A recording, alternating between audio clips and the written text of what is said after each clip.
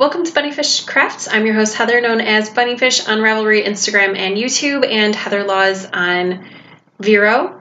Today is Thursday, the 7th or 8th of March, 2018, and it has been a really long time. So if you are just joining, if this is the first time you're watching my podcast, let me give you a little backstory. I used to record every week for a few years there, and then I moved back to Michigan, and my life just got crazy, and I didn't have space to record, and then my computer broke. I'm recording on my nephew's laptop right now, so yeah, so I don't have a computer, but I'm getting a computer tentatively. So I just want to get back into it. The lighting situation may change. The technology is going to change probably, but I felt like if I didn't start recording the reboot episode today, then I would just keep putting it off and putting it off and putting it off forever. So I'm here with you and feeling incredibly awkward. I apologize in advance for all of the verbal tics and all of the weird edits that are going to happen because I'm completely out of practice. I haven't sat down in front of a computer to record in over a year. So anyway, this is, I'm going to call this season 2 because that seems to be the way that a fair number of podcasters do it when they haven't recorded. So season 2, episode 1. Here's our reboot. That's a lot of information. I just painted this bookcase over the last couple days. It used to be this fine shade of blue and green, but my mom painted it. It's a tangent already. It's a knitting podcast, theoretically, crafting podcast, theoretically, but I'm going to go on a tangent. Because painting is creative, right? I have paint on my hands. That's a thing. So I am in the house that I grew up in. So I'm 31. My parents got it when I was like 6 months old. So we've been living here about 31 years. My parents don't live here anymore. I live here with my sister, and we have 5 kids between us and a dog and a cat. And my mom, her aesthetic is totally different than my aesthetic. Especially, you know, she painted this, I want to say back when I was in high school, so 15 years ago. So we're updating the look of the place. So this door, the top half is finished. It has the 2 coats on it, and I just didn't do the bottom half yet. So next week, I don't even know if you can see this. I don't know what my frame is right now, but if you can see this door, next week it will be painted. And that's why that looks like a hot mess. But I also really wanted to record today because I'm really excited about this bookshelf being painted and looking gorgeous, and look at how nice all of my projects look up there. There's a little hole right here because that's where the project that I'm currently knitting on was sitting this morning. Anyway, so knitting podcast, spinning, crocheting. I'm not going to have any spinning this week though. I haven't spun consistently since I moved up here. Maybe right at the beginning I did, but I don't know why not, but hopefully I'll get back to that. I have put on progress on, I think, all of my spinning projects since I moved up here about a year and a half ago, but just not very much. So I'm hoping to get back to that. Also, I want to say, since, you know, this is the intro and it's just going to be a lot of babble for right this minute, that if you've contacted me on Ravelry since I moved to Michigan, I probably haven't seen it because when I'm feeling extremely stressed out or anxious or anything like that, I basically become a turtle and hibernate in my shell. That sucks for you, but it is what it is. So I am going to attempt to get back to replying to everything on Ravelry and catching up there. I do have some patterns that I just need to finish formatting and take some pictures for it and get those published. Now that I have time again, because I worked at a dog daycare and I do not anymore, now that I have time again, I have time to focus on those things. Because when you're working 12 hours a day on your feet, chasing after dogs, the last thing you want to do when you come home is anything else. And even on your days off, you really don't want to do anything else. So I'm hoping to get back to that. Okay, this is a really long intro for me. If you're still here, that's not normal. I try to keep my intros to about a minute and then take all the other chatter to the end of the podcast. But I just kind of wanted to let you know up front what's going on, what I'm hoping to do with this podcast now that I'm rebooting it. And I don't know what schedule I'm going for. I would like to do weekly again, but I don't know if that's realistic. So I'm going to say at least every other week should be doable. But ideally it would be weekly. I just don't know yet. So last week I finished a sweater, and it is a highly modified version of Tempest by Ann Weaver. It's a free pattern on Knitty, and let me move my hair out of the way so you can see the front. The pattern calls for buttons. I did not do any buttons, or I might put in a zipper. So that's the sweater front, but I'm fine with it kind of just being open, and I can always use a shawl pin or something to close it if I feel the need. P.S. This lighting is not fabulous, and I don't have a lighting setup, so I will insert pictures of everything I'm talking about so you can see more accurate color, because this sweater is beautiful. The colors are amazing. And you guys, guess what? I'm starting out right. I have tags for, I think, everything that I'm talking about today. So the gray color is Leading Men Fiber Arts in the London Fog colorway. And the variegated is Nooch Fiber in the Unresolved colorway.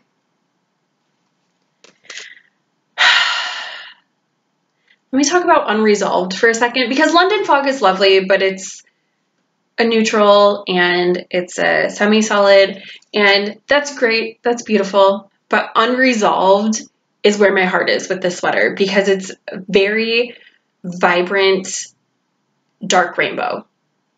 I know that sounds a little contradictory. It's just the most beautiful rainbowy jewel tone colors. It's my kind of rainbow. It's a dark rainbow. So let me stand up and show you, and I'll talk about all of the ways that I messed with this sweater pattern, because it's very roughly based on the Tempest. So it's kind of not a cropped sweater, but a shorter sweater for me for sure. I usually knit mine a little bit longer. There's the back. Here's the sweater.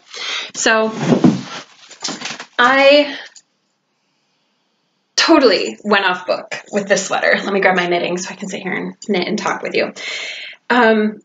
Totally went off book. I looked at the pattern for numbers, but otherwise it was just a lot of made up stuff.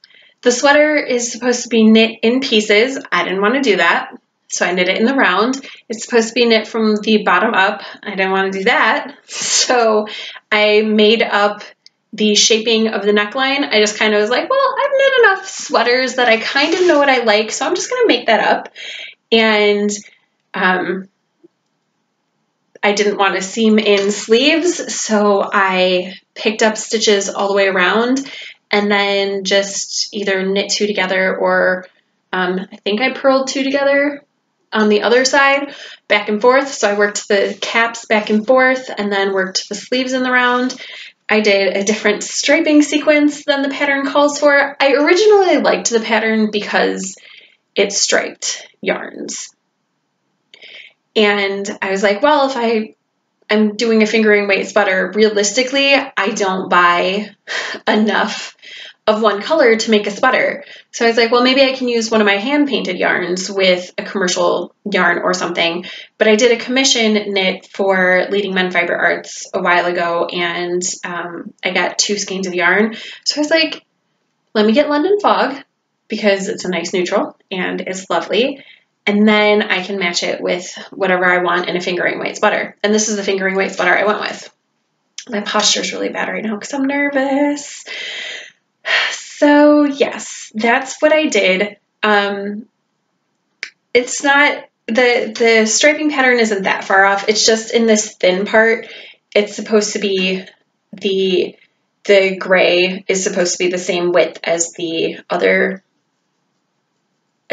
So A and B are supposed to be the same width instead of A being the same size as the stripes up here and B being skinny. I did that because I didn't want to run out of my hand paint because I only had 1 skein of that. And I still have a decent portion left. I didn't bring the balls up, sorry. They're down in my room. But it's probably like, I would say 15, 20 grams left. It's quite a substantial amount of yarn. So I could have done those stripes thicker, but I think that they turned out fine. I did a different button band than was called for. She did a folded button band on her sweater. I tried it and I just didn't like the way it was coming out. Every time I would stitch it down, it just looked sloppy. So instead, I just did a garter stitch around the cuffs and the button band, and I liked that much better. And then what else did I do differently on this sweater? I think that might be everything that I did different, but the sweater does have a tail of woe. So I don't know if you can see a difference between these sleeves if I'm just going back and forth like that. I don't know if you can see. But the kitten, as the sweater was blocking, hadn't even worn it. I had tried it on, of course, but I hadn't even worn it yet. The sweater was blocking.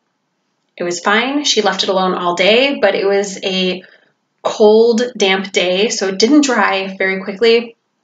And I had blocked it pretty early in the morning. So bedtime comes, put the kids to sleep. My sweater was fine. I walk back upstairs. The cat is on the mat messing with my sweater. And so I shooed her away, and then I looked at my sweater, and she had put a giant hole right in the shoulder right here. So I don't know if you can see it, but like right here, that was a hole. There was almost a cat death. Very nearly. But instead I just locked her in my sister's room so I wouldn't have to look at her because I was very angry with her. So I did that, and I sat down and I set the sweater aside for, 15 minutes. It wasn't in trouble, but we both needed a timeout from each other so that I could collect my thoughts. And then I picked up a spare knitting needle. I grabbed out the leftover yarn. I grabbed out a darning needle, and I was like, okay, what is the best way to do this? And at first I picked up the stitches for the bottom row, and I was like, okay, I can just knit that up and then like slip knit or knit 2 together or purl 2 together on the edges. And I didn't like that. It looked bad, so I pulled that out. Attempt 1 failed. And then I was like, okay, let's think about this. What do I need? Because knitting across the stitches that I have live, because there were like 10 of them, that's going to be faster than if I try to do some other system. So I want to be able to knit, but I want the edging to look really nice. So what I did was I knit across the stitches. What I did first was I cut the yarn. I cut a length that was this length, so from my fingertip to my chest. And when you're hand sewing, that's a really good length for thread because it's not long enough to get tangled. I learned that in costuming class in college. So I cut a length that long. I wove in the front end just so that it would be anchored for sure, wouldn't go anywhere. And then I did a duplicate stitch over the last stitch that was fine in the sweater, and then I knit across. And then I did a duplicate stitch over the adjacent stitch on the other side. And then I did a duplicate stitch from that one on top of it to the next one up. And then I purled back across. Actually, I knit backwards when I did it. This is a new technique to me that I just learned when I was knitting this sweater, actually, because these short rows up here to do the sleeve were so short, and I had the sleeve on, or I had the sweater on several different needles, and I was going back and forth with it. I was like, I know that you can knit backwards, I just don't know how to do it, so I practiced right here when I was actually knitting it, and then I used it right there when I was fixing it. And then there was a part where the hole got narrower by about 5 stitches. So when I got to that level of the stripe, I just Kitchenered my stitches that I had been knitting with the stitches above it that were still good, Kitchenered back, and then continued on with the knitting back and forth and duplicate stitching at the edges. And it worked. I think that it's not really visible. I think that if you're really close, which I'm going to get real close to you, if you're really close, you can see right here, this is where I was still figuring it out. I started down in this gray section, so I was still figuring it out a little bit down here, but I think if you're not this close, you can't see it. So in addition to having finished this sweater, I also finished another project just a couple days ago. So these are RPM by Asia Goto, and it's just a really fun, easy, textured pattern. It's a free pattern on Ravelry, but I did it not quite to the pattern. If you're new, you're gonna realize that that's a thing that happens a fair bit with me. I like to hack patterns. So this sock, I don't think in the pattern that she gives directions, maybe she does, for making it spiral different ways, but this sock spirals one way. And then this sock spirals in the opposite direction.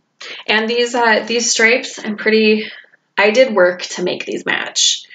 Not a ton of work, but I worked, and they match pretty much perfectly. So the reason why I had to do so much work, though, is because I didn't want to. In the pattern, it says that when you get back to the start of the round, there's going to be a little bit of a jog because of displacing stitches, and I didn't want to do that. So I just figured out how many stitches around I would need to make the sock to just displace the pattern repeat by 1 every time, so I could just do what I was doing. So I've done this before. I did it with a cowl that was 10 stitches knit, 10 stitches purl, and then you make it 151 stitches around or something, so it's displaced by 1 every time, or I don't know, whatever the math is to make that work. Maybe it was 100 stitches around, 101 stitches around, that sounds more accurate, because if it was 50, then you'd be having weird stacking issues. Anyway, so for the one, I did the stitch number +1, and then for the other, I did -1, so that they would spiral in opposite directions. And that means that on one sock, for the leg, I went back to the same stitch count for the foot, because on the bottom of the foot, I did not continue on with the patterning. So I just went back to the same stitch count, so it would be the same, and I wouldn't have to worry about stripe management. So that means, going back to the leg, that one of these legs is 2 stitches per round bigger than the other, which only resulted in one leg being, I think when I figured out the math, it was about 2 rounds shorter than the other, but I don't think you can tell, which is why I just went with it, because close enough. And these are for my mom, and she is a crocheter, but she's not a knitter, and she's going to love the socks because she has been hinting fairly heavily that she wants a new pair of socks. She, whenever I see her in socks, she only wears my hand knits. Not during summer. During summer, she wears other things. I could probably knit her some shorties. I'm not committing to that. In case you're watching, Mom, I don't commit to that. These are for you for Christmas. But yeah, I think it'll be fine. I enjoyed the pattern. This yarn is possibly with a tag. I don't remember for sure. Ha! I'm the winner. Look at this. Don't expect this every time. I'm not this organized, usually. But I tried really hard for you guys. So this is Peyton's Croy Socks in the colorway Amethyst Stripes. This is big box store yarn. I probably picked this up at Joann's when they had a sale. I definitely picked this up at Joann's when they had a sale around Christmas time, now that I'm thinking about it. So this is knit on size US 1, 2.25 millimeter needles. I used bamboo circulars so that it would just be zoom zoom because I didn't want to count. I really like that.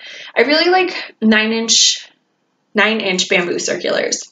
I really like 9-inch circulars for vanilla-esque type socks. I feel like this is a really vanilla pattern because it's knit X, purl X, knit X, purl X, all the way around forever and ever and ever until you get down to the foot. I did this cuff down. You could modify it easily to be toe up. So 9-inch circulars for these. And now I just need to weave in this one random end. Actually, I don't know if any of the ends are woven in on this sock. I finished it last week sometime, or no, I finished it in February. And then I finished this last night and wove in, or not last night. I finished it yesterday. I had a meeting at a school and I wove in all of the ends. So this sock is finished and ready to be blocked. This one might need more than one end woven in. We'll see. Works in progress. Let's move to that.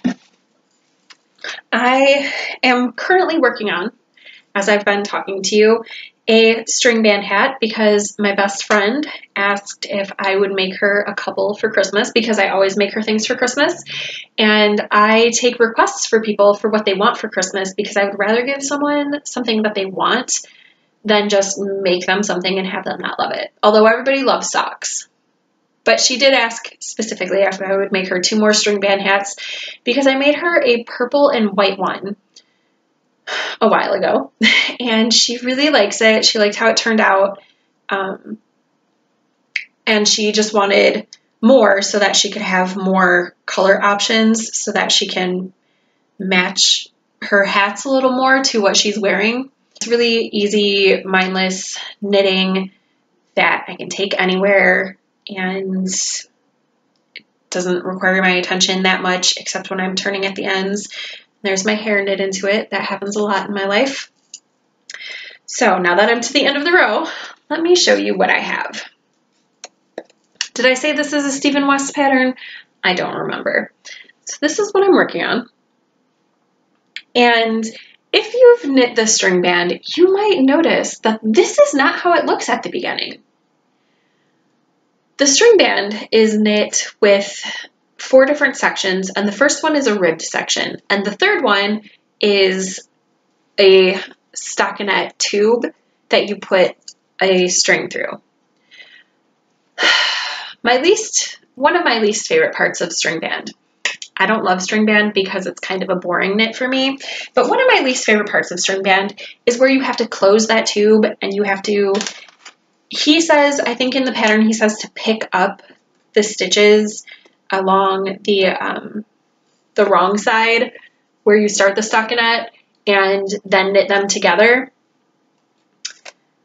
I don't like that. I don't like the way it looks. I don't like how much work it is for me personally. So it's fine. I'm not saying that the pattern is wrong or bad or anything. I'm just saying that That's not how I wanted to do it. So I hacked the pattern because I've made this hat like 5 or 6 times now because it's a real crowd pleaser. Pretty much anytime I wear my string band, which is my go-to hat. I do have a blue sock head hat that Haley knit for me. And Haley, I'm sorry, the green and brown one is somewhere in my house, but I just can't find it. I packed it away at the end of last winter and I haven't figured out where I packed it away at. So anyway, the string band is the one I wear the most because it's green and brown and those are the colors of my soul. So everybody always compliments me, strangers compliment me, and that's what people want me to knit for them. So instead of starting there, I started with the casing section, and I hacked it to be cast on provisionally so that I wouldn't have to pick up those stitches. I used Judy's Magic Cast On to cast on all of those stitches. And then I just knit stockinette back and forth for a handful of round rows, and then did a purl ridge, which was really just knitting on the purl side, and then went back to stockinette to finish the tube, knit all of those stitches together, and then started on the second section of the hat, which is garter striping 2 yarns together. As you can see pretty clearly, I was not paying attention at one point and made a larger gray stripe. I did 2 gray rows back to back. So there were 6 green rows before I messed up with the extra gray. So now I'm doing an extra gray stripe after 9 rows, and that way it's intentional. So it intentionally has the large gray stripes because I saw it and I was like, do I really want to tink back all of those stitches? Nah, I'll just make it a design feature. I think if I can find a picture of the first hat that I knit for Becca, I also made design features in that. I did a little lace section just for interest, for my personal interest in that one. So yeah, it's a little mistake, but it doesn't matter. I'm just going to make it work and she's not going to be mad. The yarn that I'm using for this is Premier Serenity Sock in the charcoal colorway and the woodsy green colorway. I love this woodsy green so much. I kind of want a sweater out of it. That could be a thing that happens now that I've knit a fingering weight sweater. It's not going to happen right now though. So hopefully they don't discontinue this colorway before like next winter when I'm more likely to buy more. I am a kind of a loose knitter, so I don't remember what it's called for in the pattern, but I did the tubing on a US 1 2.25 millimeter needle. I'm going to do the ribbing on a 1, and then the body of the hat I'm doing on a US 3 3.25 millimeter needle.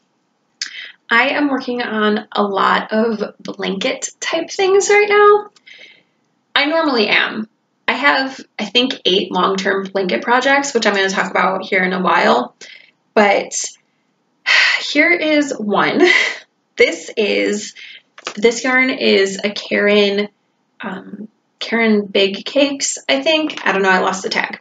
So Karen Big Cakes, I'm pretty sure that's what it is, in the colorway Cookie Crumble. And I don't know what size needle this is. I didn't find a gauge to measure it, but I started knitting this blanket, and it's going to be a throw blanket, so it's pretty small still.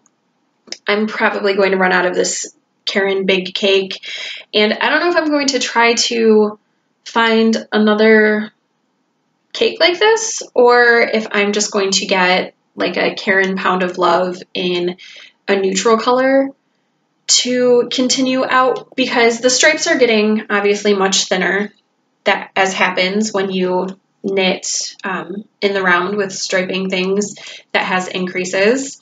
At every other round, it increases by 4 stitches. So this is the stripe in the center.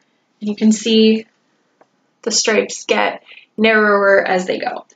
So that's why I'm not sure if it's worth it to find another cake of striping yarn, or if I just want to maybe get like a cream colored solid to go ahead with knitting the, sorry, I dropped some stitches and I'm fixing those. So like a cream colored solid to go ahead with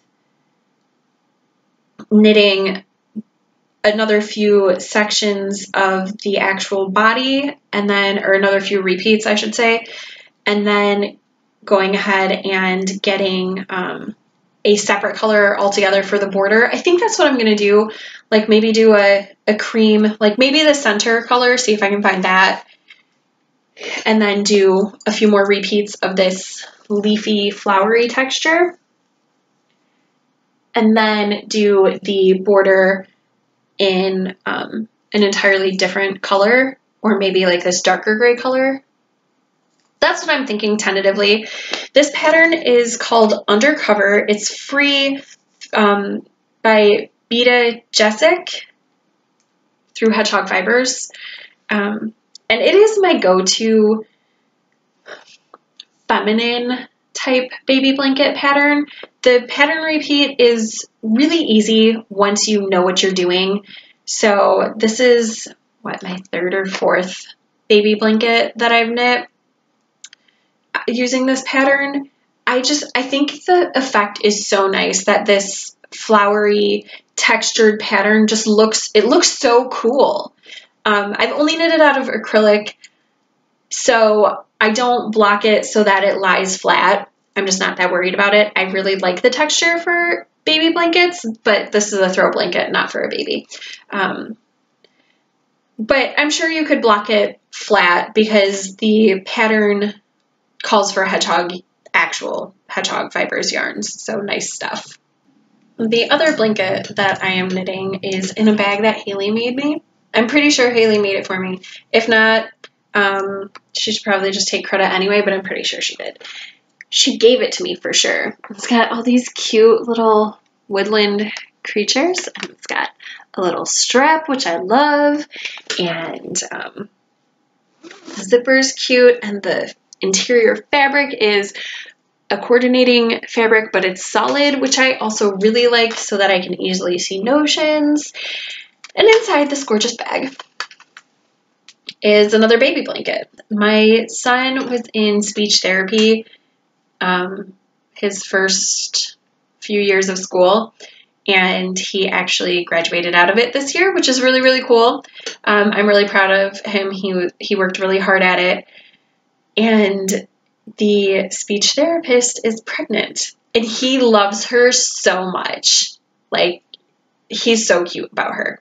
So I found out she was pregnant, and I was like, well, I got to make her a blanket, obviously, because that's what you do.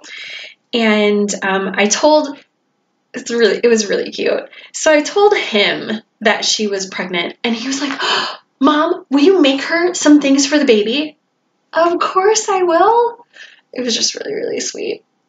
So the pattern that I'm using is not really a pattern. It's a barn raising square. So any place where you can find that sort of pattern, I think it's in Mason-Dixon Knitting somewhere.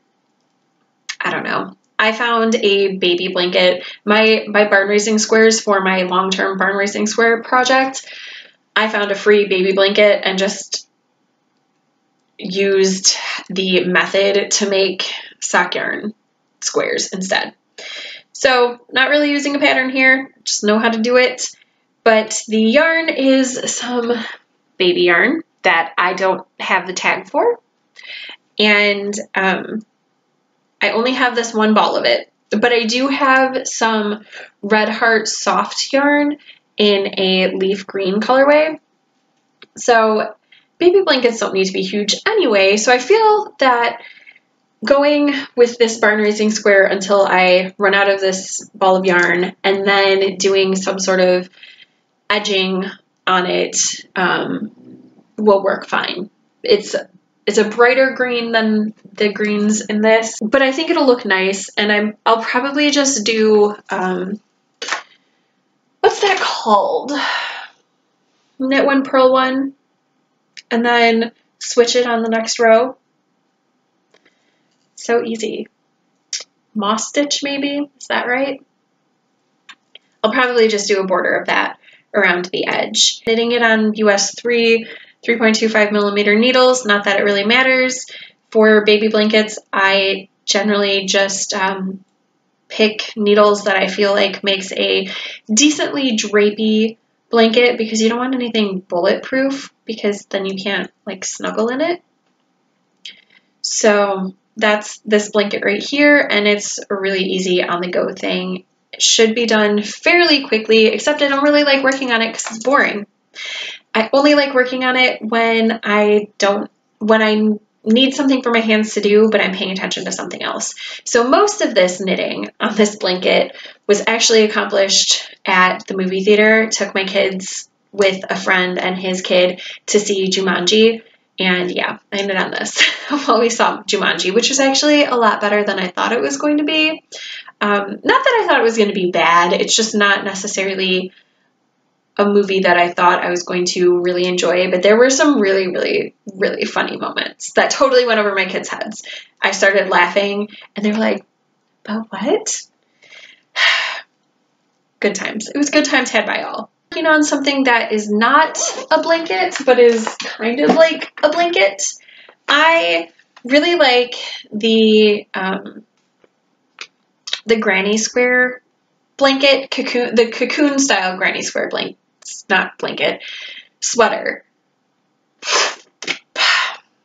That was no good. I think I'm going to leave that whole thing that I do with my face when I can't talk in for you guys' amusement, but we'll see about time how long this is. It's already going to be long. So this is what I have so far. I have a square, and it's not for me, it's for my niece.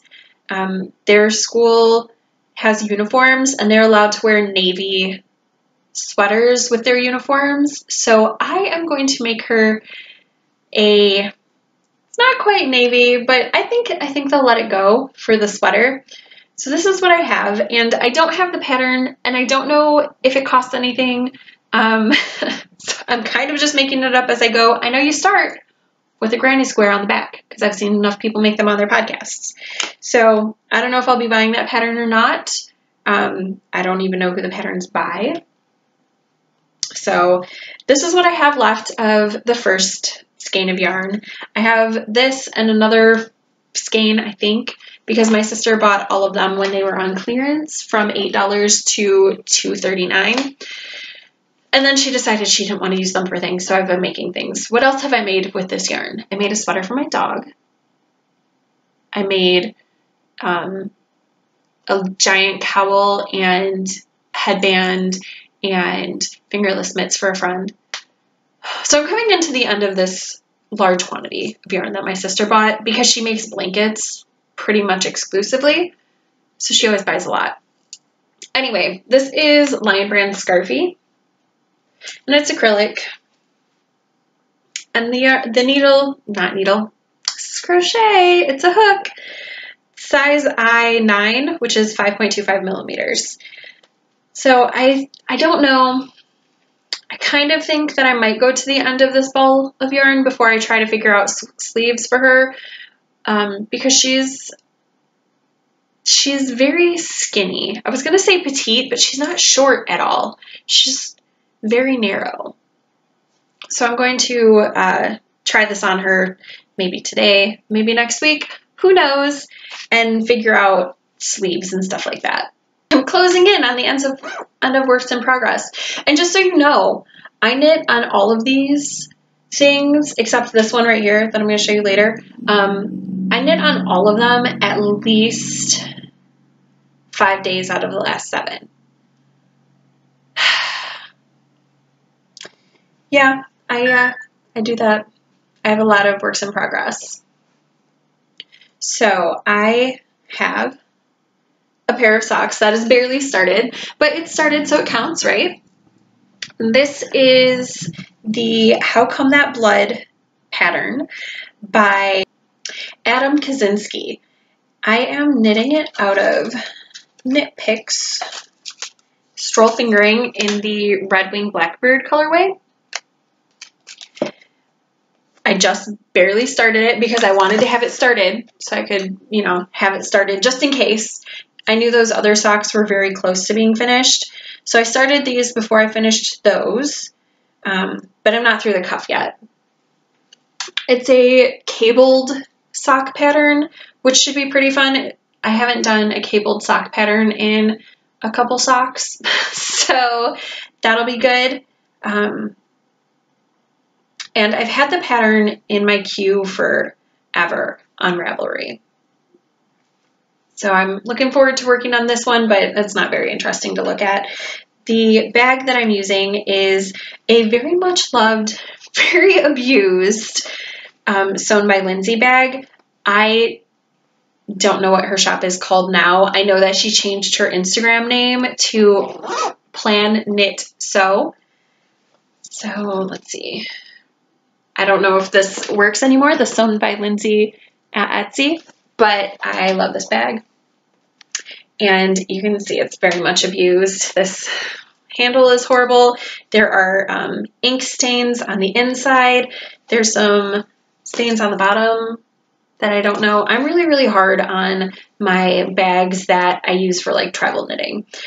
So I've had this bag long enough for it to go to aquariums and zoos and parks and everything.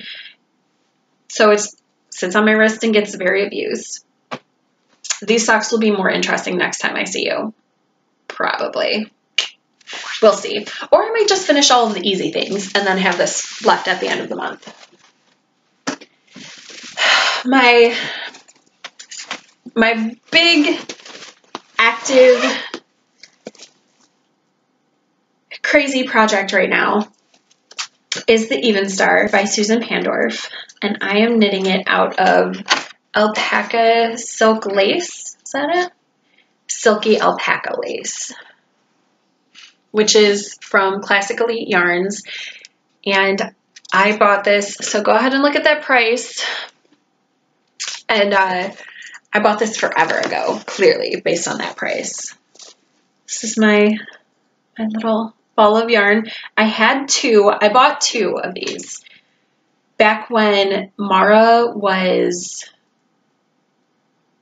not walking yet. It was the first time that I went to a local yarn store. I'd never seen fancy yarn in person, and I just fell in love with these colors. They're so beautiful. So I picked it up and I was like, I don't know what I'm going to use that for, but someday a very special project is going to come along and I'm going to use it for that.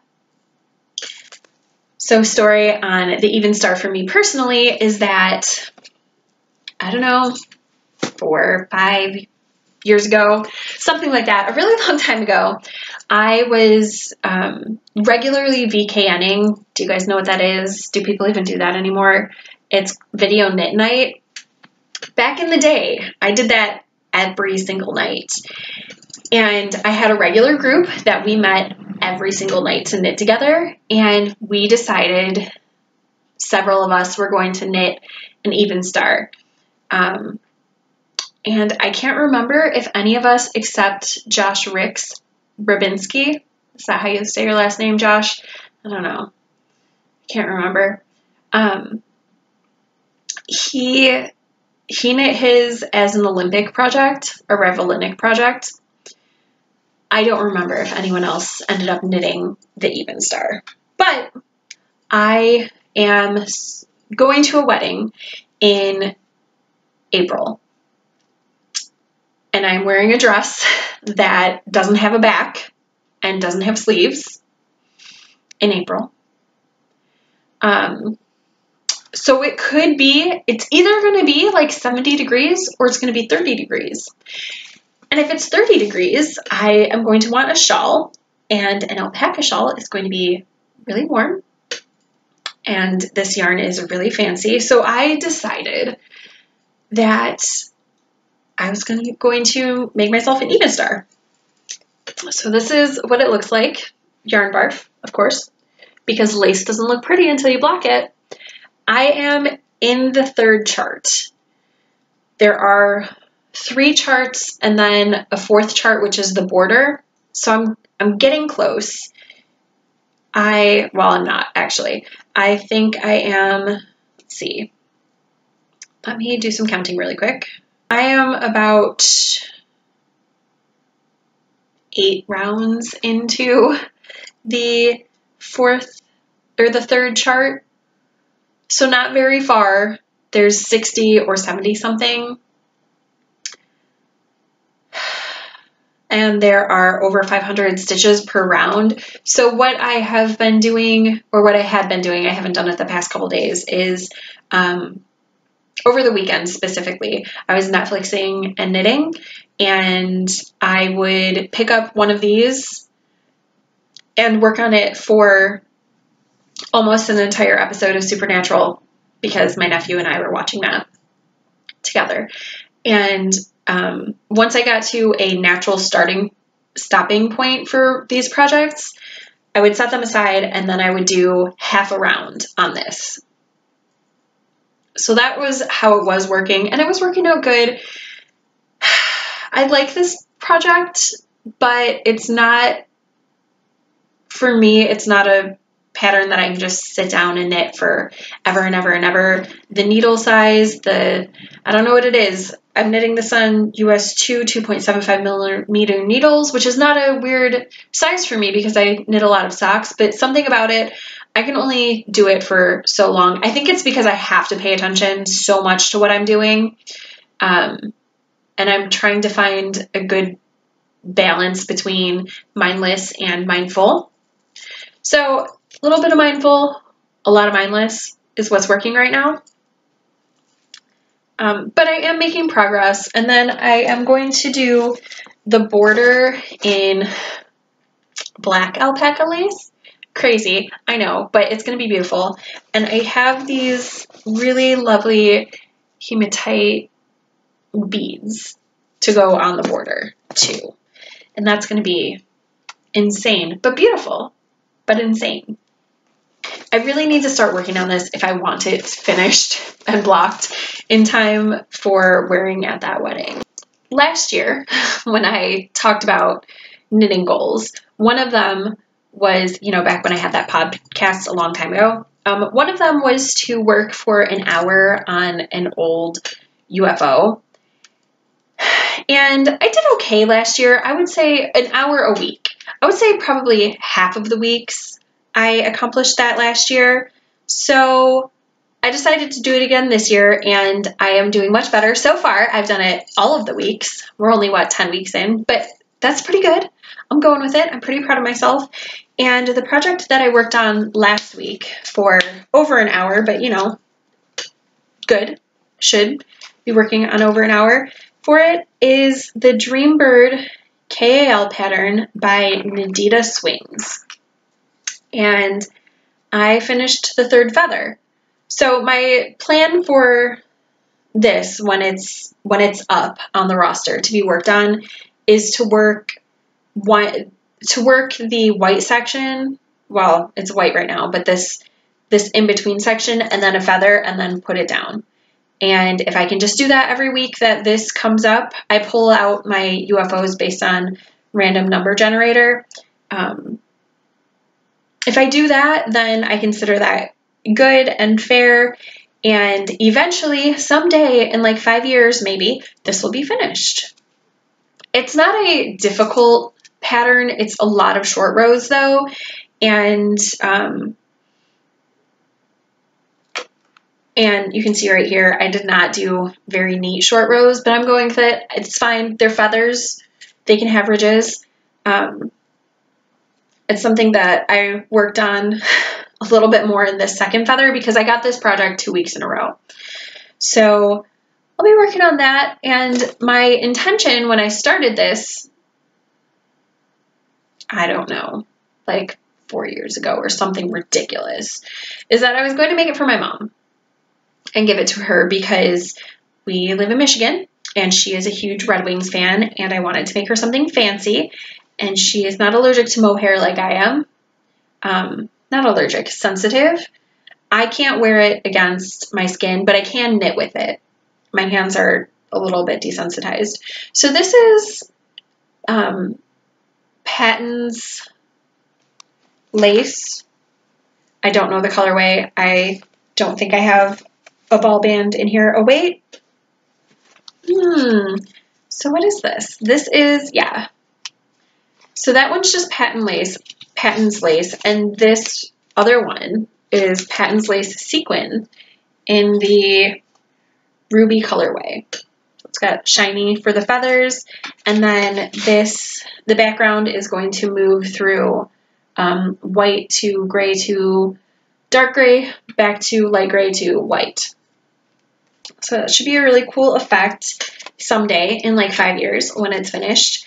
I am not pushing myself to finish it or work on it on any deadline other than for an hour on the weeks when it comes up in rotation based on random number generator. So next week, it will be a different project that I'm talking about for this random number generator section. I haven't worked on it yet this week, even though it's Thursday and my weeks restart on Monday, because I'm probably going to work on it on Sunday. Okay, so that's all of the works in progress. We are coming in to a close for what we are talking about. I only have a couple more segments. When I used to record, I had a modular section where I would show you all of the modular crafting that I did that week. I'm not going to do that because I have been doing that my goal is to do one thing a day, and I have been keeping up on that. Actually, usually I just bust them all out on the weekend, but you know, sometimes I do them throughout the week. Instead, what I'm going to do is I'm going to show you my long-term blanket projects one a week. So the next time you'll see this will be in like 2 months or something, and it should look pretty different. This is a mitered square blanket that I am making for my best friend, Mary Lee.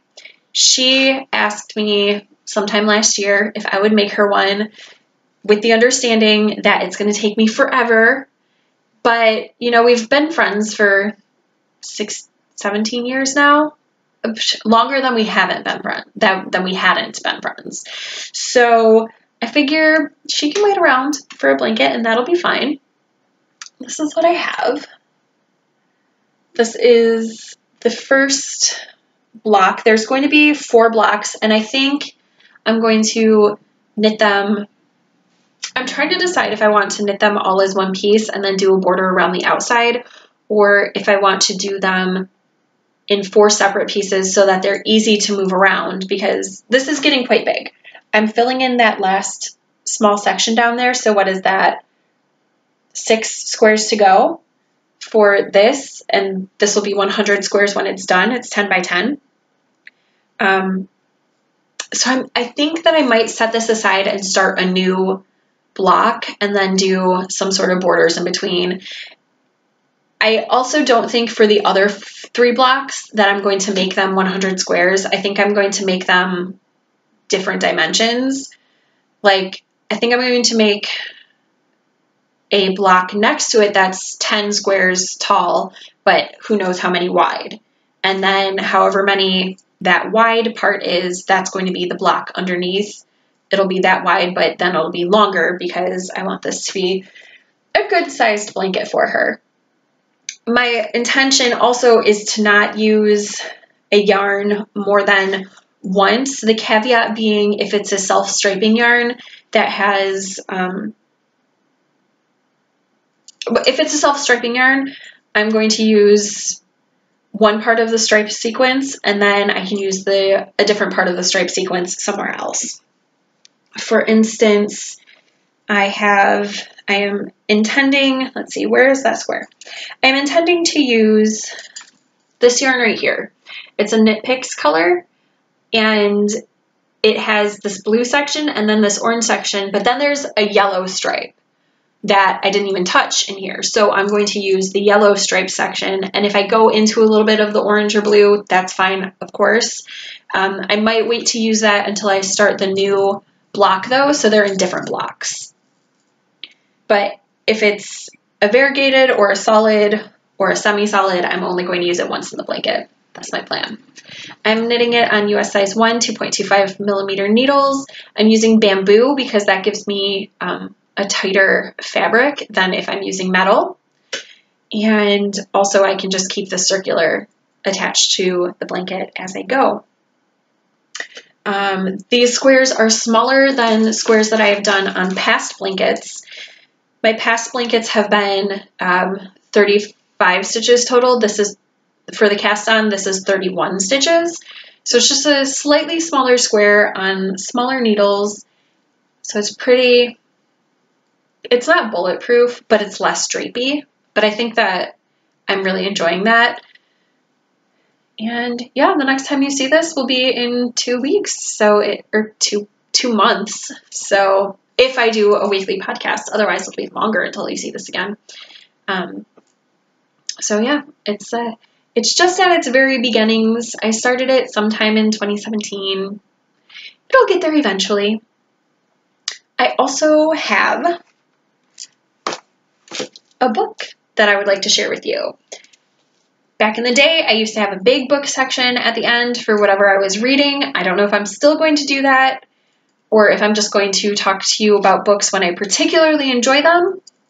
And this one I'm particularly enjoying. I don't know if you can see that at all. It's called Love is the Higher Law by David Levithan.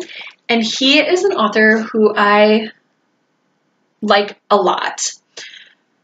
Some warnings though, because I know that not everybody has the same views on homosexuality that I do. I am not, but I am extremely tolerant. There is a gay couple in this book. So if that's something that you are not interested in reading about at all, don't pick up this book.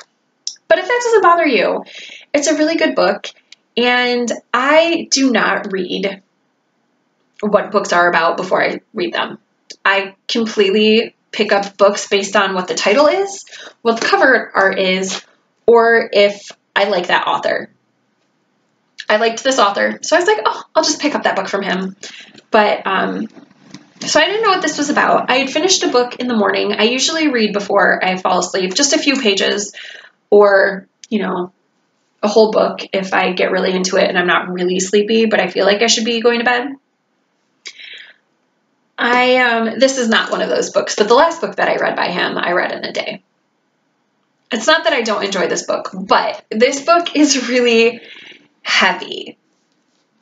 So I didn't know what it was about. I started reading it and started crying on page 1.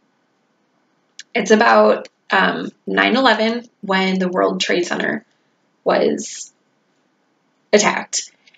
And the first section of the book takes place on that day. And then section 2 takes place in the days and weeks that follow. So I'm into section 2. It's a really good book. I really enjoy the characters. I really, really enjoy David Levithan's writing style. So I would recommend this book, but trigger warnings, it's 9/11 and there's a gay relationship. The last thing I want to talk to you about today is this. I have had a journal since 8th grade. That's a really long time to be keeping journals. And sometimes I've gone through periods where I don't write very much, and sometimes I write a ton. And that's fine. That's just, you know, life has cycles. But I've had a journal for so long that I saw a traveler's notebook on Boho Berry's YouTube channel. And she has one and she really likes it. And I was like, you know, that kind of seems really cool because I make these lists in my journals and then I have to move them forward to new journals. But if I had a traveler's notebook, I could just keep separate collections in different places. All of this terminology is coming from the bullet journal system, which I use and I don't use. So let me talk to you about what a traveler's notebook is for those of you who don't know. the Traveler's Notebook is a outer shell, mine is leather, that has elastics to hold in different notebooks. So can you see that? Mine has four elastics. And you can get them at Michael's and Joann's. But I got mine off of Etsy from Elro Here Leather, and it is hand stitched and hand colored, hand painted, whatever you want to call it. And then it's hand stamped too, not stamped. I don't know. They took away. So these are all like carved out. I don't know what you're going to call it. I'm going to call it stamping. So it's hand stamped. Mine has pockets on the inside, and apparently there was a loose pen hanging out in there. So it's got pockets. In mine, I have on one elastic a planner. So all of my things. I used to do a monthly spread, but it's not that I don't like doing a monthly spread, but I was basically laying it out like a calendar. So I was like, why don't I just buy a calendar, save myself the time. And this is a 2-year calendar, and it was like $1 or $2 or something. So it's perfect. I can write in all of my information, have it at a glance.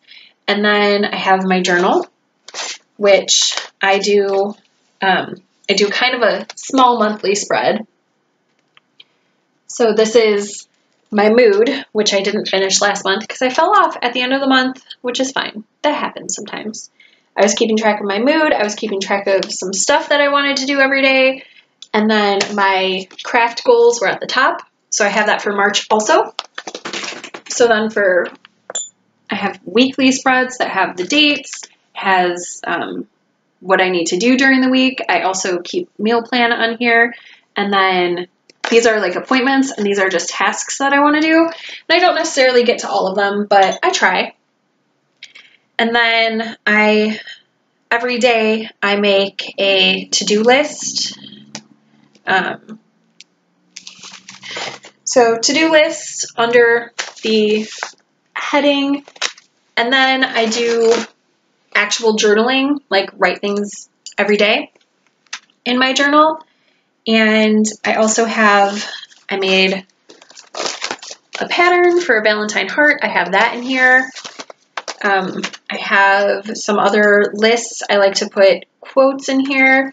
When I finish a project, I like to put the ball band in there with a little piece of yarn. I did have a knitting journal at one point. Some of you might remember, but I kept up with it for several months, and then I just decided it was not a system that I really wanted to do. So I like this idea because it's just right in there. And then I also have I have quotes in here. So here's one up here. There's one over here. And then Gabriel got a Valentine at school from someone who wasn't in the family. And I was like, oh, well, I need to put that in there, commemorate that because he's going to lose it. So anyway, that's my journal. That's not what I was going to talk about, but I guess I'll show you that stuff. So I have my journal. I have a couple loose things just hanging out in here. I have a long-term collection. So the stuff that I was copying out of my journal into each new journal is in this notebook. And then my lists of things that change every so often are in another notebook. So this has my New Year's resolutions in it. It has a reading challenge that I'm taking part in. So I can just keep that updated. It's got a couple other list things. My Christmas list for the year is in there. So lists that I need to keep for a while, but don't need to, but once they're done sort of things are in a different notebook.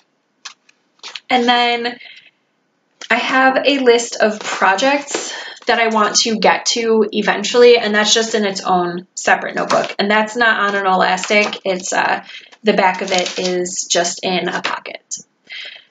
Also in my traveler's notebook, I have these little pen loops so that I can just keep a pen in here at all times. Actually, I have 2 of them, and I just picked those up at Joann's. This black pen I use every day to write the headings in my notebook, to write my to-do lists, and then I change out this pen daily right now for the writing portion of my journal. But I'm kind of thinking in the future I might do like 1 pen per journal. We'll see. We'll see how I feel about that. That's kind of an idea I'm thinking about right now. And I totally stole this idea from Lindsay, Plan Knit Sew. She has a planner that looks really, really cool, but it's more involved than I need a planner to be. But she has charms on her planner. She also has several of these covers, and I only have the 1. But I found this charm and this finding at Joann's, and altogether it was less than $5 to make this little decorative thing that I really, really like and makes me happy every time I see it. So that's my traveler's notebook. I know that planners and journals and things are getting really big. So if you have one, I would love to hear about yours or see pictures of it or anything. And I would love to hear about your knitting, spinning, crocheting, crafting in general, because I'll be working on crafty things that are none of those things that I'll be talking about. Like next week, this door will be beautiful instead of what it is right now. So yeah, I am sorry that I was absent for a year, but that is life, and now I'm back. I hope you made something fantastic with your sticks and string, and I will see you hopefully next week. Bye!